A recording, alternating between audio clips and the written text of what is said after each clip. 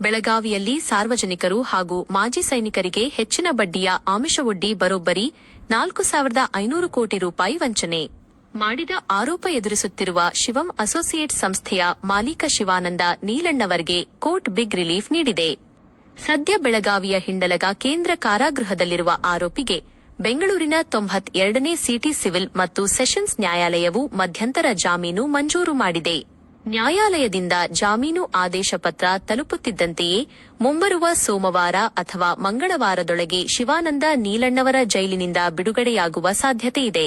ಆರೋಪಿಯ ಪರವಾಗಿ ಹಿರಿಯ ವಕೀಲರಾದ ಆರ್. ಜಿ. ಪಾಟೀಲ ಹಾಗೂ ಸುಧೀರ್ ನಿರ್ವಾಣಿ ಅವರು ನ್ಯಾಯಾಲಯದಲ್ಲಿ ಪ್ರಬಲ ವಕಾಲತ್ತು ವಹಿಸಿದ್ದರು.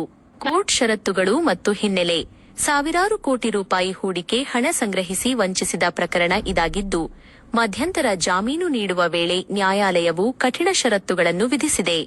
ಆರೋಪಿ ಶಿವಾನಂದ ನೀಲಣ್ಣವರ ಯಾವುದೇ ಕಾರಣಕ್ಕೂ ದೇಶ ಬಿಟ್ಟು ಹೋಗಬಾರದು, ಪ್ರಕರಣದ ಸಾಕ್ಷ್ಯ ನಾಶಕ್ಕೆ ಪ್ರಯತ್ನಿಸಬಾರದು ಹಾಗೂ ಯಾವುದೇ ಹಂತದಲ್ಲೂ ತಲೆಮರೆಸಿಕೊಳ್ಳುವಂತಿಲ್ಲ ಎಂದು ಕೋರ್ಟ್ ಖಡಕ್ ಸೂಚನೆ ನೀಡಿದೆ. ಸಾರ್ವಜನಿಕರ ನಿವೃತ್ತಿ ವೇತನ ಹಾಗೂ ಕಷ್ಟದ ಹಣವನ್ನು ದುರುಪಯೋಗಪಡಿಸಿಕೊಂಡ ಆರೋಪದ ಮೇರೆಗೆ ಈ ಹಿಂದೆ ಇವರನ್ನು ಬಂಧಿಸಲಾಗಿತ್ತು. ಸದ್ಯ ಕೋರ್ಟ್ ಷರತ್ತುಬದ್ಧ ಜಾಮೀನು ನೀಡಿರುವುದರಿಂದ ತನಿಖಾಧಿಕಾರಿಗಳ ಮುಂದಿನ ನಡೆ ಕುತೂಹಲ ಮೂಡಿಸಿದೆ.